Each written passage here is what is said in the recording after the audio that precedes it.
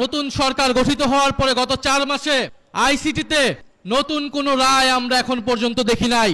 যে চিফ প্রসিকিউটরকে বসানো হয়েছে তিনি দায়িত্ব পালনে ব্যর্থ হয়েছেন। অবিলম্বে তাকে পদত্যাগ করতে হবে। বিএনপি জনগণের কাঠগড়ায় দাঁড় হয়েছে। এই দুই শক্তির বিরুদ্ধে আমাদেরকে এখন সমানভাবে লড়াই চালিয়ে যেতে হবে। সংস্কার, বিচার এবং বাংলাদেশের সার্বভৌমত্ব রক্ষার জন্য 11 দলীয় ঐক্যের নেতৃত্বে আমাদের এই লড়াই সংসদ এবং সংসদের বাইরে আমরা চালিয়ে যাব। আপনারা সেটার জন্য কি প্রস্তুত রয়েছেন? এটা আমাদের জন্য দুঃখজনক, আমাদের জন্য হতাশার যে গণ অভ্যুত্থানের 2 বছরের মাথায়ও আমাদেরকে বিচারের দাবিতে আজও রাজপথে হাজির হতে হচ্ছে। আওয়ামী লীগ বিগত 16-17 বছরে অসংখ্য গুম, খুন, গণহত্যা চালিয়েছে এদেশের সাধারণ মানুষের উপরে, বিরোধী দলীয় নেতাকর্মীদের উপরে। তার ফলশ্রুতিতে গণ অভ্যুত্থানের মুখে পরে শেখ হাসিনাকে পালিয়ে যেতে হয়েছিল দিল্লিতে। এই সরকার, নতুন সরকার গঠিত হওয়ার পরে গত 4 মাসে আইসিটিতে নতুন কোনো রায় আমরা এখন পর্যন্ত দেখি নাই। নতুন কোনো তদন্তের রিপোর্ট এখন পর্যন্ত দাখিল হয় নাই।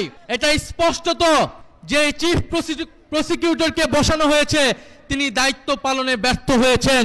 অবিলম্বে তাকে পদত্যাগ করতে হবে এবং নতুন যোগ্য দায়িত্ববান ব্যক্তিকে বসাতে হবে, যিনি আন্তর্জাতিক ট্রাইব্যুনালের মাধ্যমে বিচার নিষ্পন্ন করবেন এবং দল হিসেবে আওয়ামী লীগকে নিষিদ্ধ করার সকল ব্যবস্থা নিশ্চিত করবে। আমরা স্পষ্টভাবে বলতে চাই, গণহত্যার মাধ্যমে আওয়ামী লীগ বিচারের কাঠগড়ায় দাঁড়িয়েছে, আর সংস্কার বাস্তবায়ন না করার ফলে বিএনপি জনগণের কাঠগড়ায় দাঁড় হয়েছে। এই দুই শক্তির বিরুদ্ধে আমাদেরকে এখন সমানভাবে লড়াই চালিয়ে যেতে হবে। সংস্কার, বিচার এবং বাংলাদেশের সার্বভৌমত্ব রক্ষার জন্য 11 দলীয় ঐক্যের নেতৃত্বে আমাদের এই লড়াই সংসদ এবং সংসদের বাইরে আমরা চালিয়ে যাব। আপনারা সেটার জন্য কি প্রস্তুত রয়েছেন?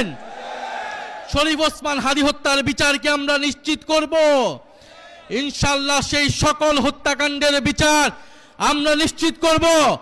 এবং আরেকটি কথা বলে দিতে চাই, আওয়ামী লীগ একটি ফ্যাসিস্ট, গণহত্যাকারী এবং সন্ত্রাসবাদী সংগঠন।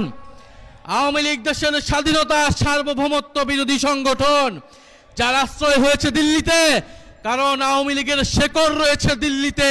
আওয়ামী লীগ একটি ভারতীয় পার্টিতে পরিণত হয়েছে, আগাগোড়ায় এটি একটি ভারতীয় পার্টি ছিল। ফলে আওয়ামী লীগের দেশে আসার, আওয়ামী লীগের রাজনীতি করার সুযোগ বাংলাদেশে 5ই আগস্টেই সমাপ্ত হয়েছে।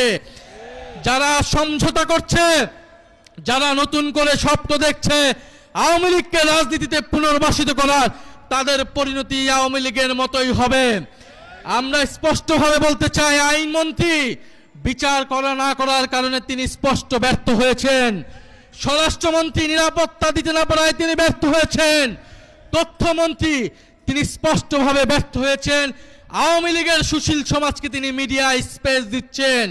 এই সব কিছুই বাংলাদেশের জনগণ দেখছে।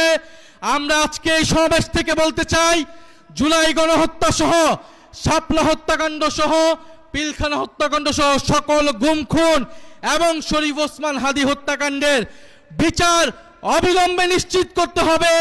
বিচার যদি নিশ্চিত না করা হয়, এই সরকার কোনোভাবেই 5 বছরের মেয়াদ সম্পূর্ণ করতে পারবে না। ফলে ওসমান হাদীর ভাষায় বলতে চাই, আমরা জান দিব কিন্তু জুলাই দিব না। ইনশাআল্লাহ জুলাইয়ের বিজয় হবে। আসসালামু আলাইকুম।